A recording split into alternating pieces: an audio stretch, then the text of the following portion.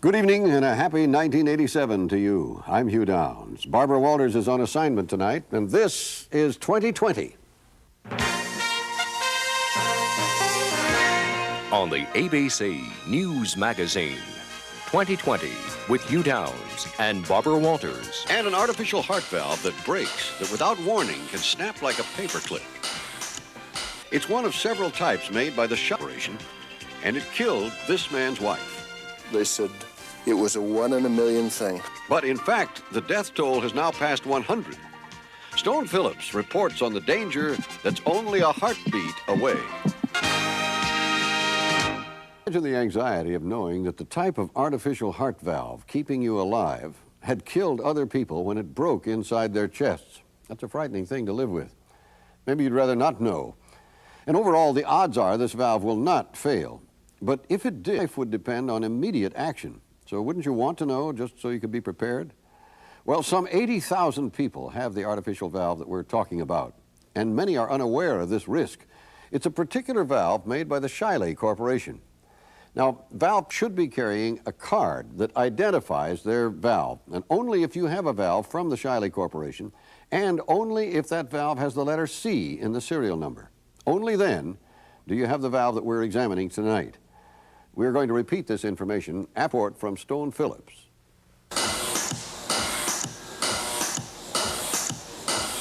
The last thing I remember is when my daughter came in and she put her hands in my hand, and I recognized her hands. And I think I looked at her and I felt blood coming out of my mouth, and I wondered, where's the blood coming from? They said this is a 1 in a million thing. It never happened before. Like a fluke. In a way, just accepted it at that.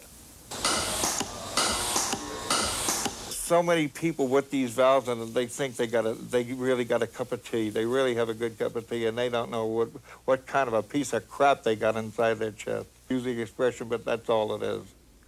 An ex-Marine in Los Angeles, a working mother in Philadelphia, and an air conditioning repairman in Detroit with one thing in common: their lives all disrupted by the same small device, an artificial valve with a fatal flaw. It breaks. Artificial valves, roughly the size of a quarter, are put in the heart to replace natural valves that have failed due to birth defects or disease. And all models have some risk of complication. They can cause internal blood clots. The valve we're talking about is the Bjork-Shiley 60-degree Convexo-Concave, and this model shows how it works. The disc here opens and shuts with each pulse about 40 million times a year. The problem is that the strut or hook that holds the disc in place can break off. The odds of it happening are very small, but when it does, it's an emergency.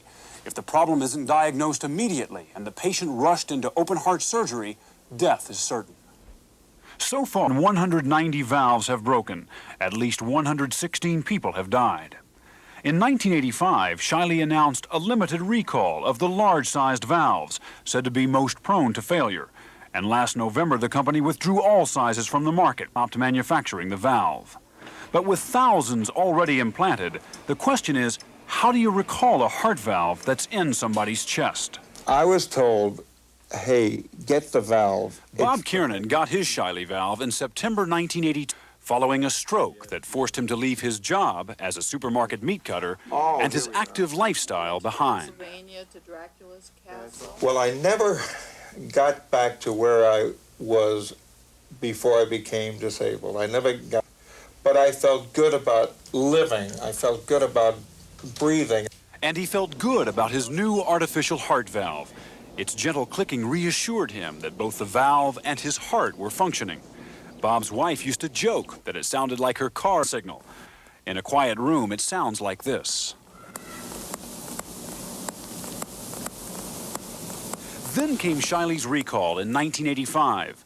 Now the clicking is a constant reminder that the valve inside Bob's chest could break. I'm not exactly a namby-pamby, but it scares the hell out of you, and especially late at night. I get up and roam the island because I don't want to listen to my heart tick. I don't want to hear that click. Like the thing that used to be a joke is not a joke anymore. Many a day I've knelt by a bed worrying about whether or not he was alive or dead because I couldn't hear it. Since the recall, Bob has installed an emergency alert system in his home.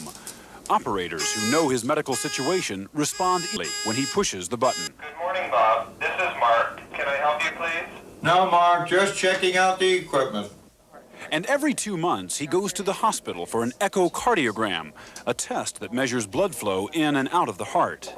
Learning the potentially defective heart valve in his chest without getting totally paranoid has not been easy. But doctors say Bob and thousands of others with this Shiley valve have no other choice. The risk of replacing the valve is greater than leaving it in. It would mean another round of open heart surgery, more trauma, and more chances that something could go wrong. So we're kind of damned if we do and damned if we don't. It is a no man's land. There is no answer to it. You can't repair, go back, you have it, and you just live from day to day. The Kiernans are now suing Shiley. Mary Southard, a mother of 4 in Detroit, got her Shiley valve 4 years ago as well. Hers broke Thanksgiving Day, 1982. Her calls listening to hear if the valve was still clicking. It stopped, it didn't click anymore. And she got up and she said it felt like an explosion in her chest. They raced to the hospital. When we got there, they said that she had quit breathing and done open heart surgery on her all over again. A second Shiley valve was implanted. They said it was a 1 in a million thing, never happened before. And I said, what's the odds in it happening again now that she'd already had this new valve installed? And they said it'd be 1 in a trillion. A week before Christmas, 1983, Mary's Shiley valve broke. She died in surgery. The Southards have also filed suit against Shiley. The Shiley Company, owned by Pfizer Incorporated, is one of the world's biggest manufacturers of artificial heart valves, and it knew this particular valve before it even went on the market. As this report shows, one valve broke during testing in 1978, killing the patient. So why was it allowed on the market? The Food and Drug Administration here in Washington, D.C. went ahead and approved the valve in 1970, knowing it wasn't perfect, because the benefits of its new design, fewer blood clots and less bleeding, were said to outweigh the risk of fracture. But the valves kept breaking, 2 more that year, and the recalls began, first in 1980, then again in 1982. With each recall, Shiley changed the manufacturing or quality control tests at its plants in Irvine, California and Puerto Rico. And each time, the company reassured doctors that the valves were safer and sent them back on the market. Shiley reassured the FDA as well, but the facts weren't always on the table. In the original permit to sell the valve, the FDA required Shiley to submit within 10 days complete reports on any injuries due to the valve. According to this internal FDA memorandum, the company waited as long as 10 months before revealing fractures. Shiley claims it took that long to get complete data, but other fractures were never reported. In June 1982, the FDA wrote Shiley, saying the valve problem posed, quote, an unreasonable risk of substantial harm to the public health, recommended the company stop distributing the valve until Shiley had satisfied the FDA that it was safe. Shiley refused, claiming that the FDA didn't understand the facts and that the failure rate was not unacceptably high. 2 years later, 91 valves, and the FDA wrote Shiley again, asking the company to voluntarily cease distribution and withdraw all sizes. Again, Shiley said no. So why didn't the FDA force the valve off the market? FDA officials refused to be interviewed, but wrote to 2020 they couldn't justify banning the valve because even with its unique fracture problem, its overall performance was no worse than other valves on the market. By October 1985, more than 150 valves had fractured, and lawsuits against Shiley were piling up. The company finally agreed to withdraw for good the large-sized valves responsible for most of the fractures, and just 5 weeks ago, the remaining small sizes were withdrawn as well. One person who tried to point out the problems was George Sherry, a former Shiley engineer, frustration, saying management wasn't doing enough. Sherry says he told the company in 1982 that the problem began with a poor welding process used to attach the hook to the ring. The result was contaminated welds, inconsistent welds, process varying from day to day, product varying from day to day. And the welds were weakened by stress, Sherry said, when plant operators bent the hook to install the valve disc, a routine the assembly process. Right at these points is where the bending was taking place. With the latest in modern technology, a type of pliers like this, the hook first one side and then the other to capture the disc in its proper place. How many times were some of these struts bent to install the disc? 2 or 3 times, or it could be as many as 8 or 10 times. Sherry also demonstrated for us how some valves were put in a vise and the tiny hooks stretched or squeezed so the disc would open to the proper angle. Again, more at the welds. Using pliers and vices to achieve close tolerances is just an appalling way to make anything. Henry Peeler, an expert in metallurgy, has examined more than a dozen broken Shiley valves for plaintiffs filing suit against the company. Found with his scanning electron microscope supports what George Sherry said about bad welds. Peeler spotted cracks, pores, and signs of bending. We're now looking at a magnification of about 670. These lines here indicate bending that has occurred in the process of fabrication. And that bending, again, makes this entire structure susceptible to fatigue failure. So in all of the devices that I have examined, every failure has been weld-related. Peeler says the solution to Shiley's problem was obvious years ago. Don't weld. Manufacture the valve in one piece to make sure it doesn't break. In fact, such a valve already exists, designed by Shiley years ago.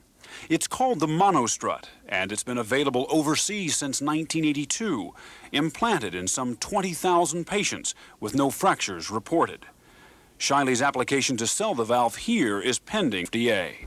Officials at Shiley refused to be interviewed on camera for this story. In response to letters from 2020, the company repeated its claim that even with the fractures, the valve was a significant improvement over earlier models. And the company urged us not to report on the subject. The valve issue affects a small number of patients, and our broadcast would raise unjustified fears. Shiley did send a taped statement by its president. Here's a portion of that. The 60-degree convexo-concave valve was widely by heart surgeons because it reduced problems of blood clotting seen with other valves. Despite the low incidence of mechanical failures, the 60-degree CC valve remained on the market because our company and the FDA felt that the clinical benefit of reduced blood significantly outweighed the small risk of strut fracture. Despite our continued confidence in the clinical benefits of this valve, we recently withdrew all small-size 60-degree CC valves from the market. We did this because controversy and negative publicity reduced usage of the CC valve to the point that continued production was no longer warranted. We have always kept the FDA and the medical community fully informed of the 60-degree CC evaluation. As for whistleblower George Sherry, Shiley points out that Mr. Sherry does not have an engineering degree and says many of his suggestions on welding were tested and most proved unworkable or ineffective. The company further points out that 60-degree CC valve manufactured after September 1983 has had a strut fracture. That's encouraging news, but valves manufactured before September 1983 continue to break at an average of more than 3 a month. Jerry Taylor, a 47-year-old waitress in Philadelphia, was never warned that her Shiley valve might break. It happened early one Sunday morning in 1985, and she nearly died. I remember, I guess, lightheadedness. It was just like I was running out of my feet. That's the way I felt. Jerry's son was the only other person home at the time. She wasn't moving. She just was lying on the bed. Martin called an ambulance, and Jerry was rushed to a nearby hospital. They had no idea it was the valve until Jerry's daughter talked to the surgeon that night. He showed me the valve. He had put it in a little plastic bag, and he told me that it had broke. And one of the pieces he told me had traveled, and they had to go in and find it. And he told me now it was a wait and see how she would do. after surgery in intensive care constantly. Every time I would wake up and I'd look at these kids and I'd say, oh, God, I'll never make it. What's going on? I didn't know what had happened. Today, Jerry Taylor has a different artificial heart valve and a class action suit against Shiley. She says the company should have told her and the thousands of others who have the valve that there was a problem. Shiley's policy is not to warn, to notify doctors instead and leave it to them to tell their patients, a policy generally supported by the medical community. But some of the warnings read more like promotional announcements. This letter from 1983 cites the risk of fracture, but concludes by noting the excellent performance, calling it the most effective cardiac prosthesis available, and never mentions that perhaps patients should be alerted. Jerry Taylor thinks that's wrong. Not everybody can accept the truth, but they show in this case, because there may be changes in their life that they would have to make in order to save their life if and when it should happen to them. Now, before we talk to Stone Phillips, we want to repeat what valve it is we're talking about. It's the Bjork-Shiley Convexo-Concave. It's one of several valves made by the Shiley Corporation. Now, if you're a valve patient, this valve would be identified on your wallet card by the letter C in the serial number. So you may want to check your wallet card on that. If you've lost your card or never got one, what do you do then? Well, you should have received a card at the time of the implant if you're a Shiley patient. If you didn't get one, you should basically consult your surgeon, find out, and he can tell you exactly what kind of heart valve you have. What is the perspective on the risk to these patients? Say that the vast majority of people out there with artificial heart valves can relax. They don't have this particular valve. And even those who do, remember, Shiley reports that even in the worst group of valves, only about 1% are thought to have broken. Very small percentage. Small risk. Still, there is a risk, and people should know they may want to take precautionary steps. Thank you, Stone.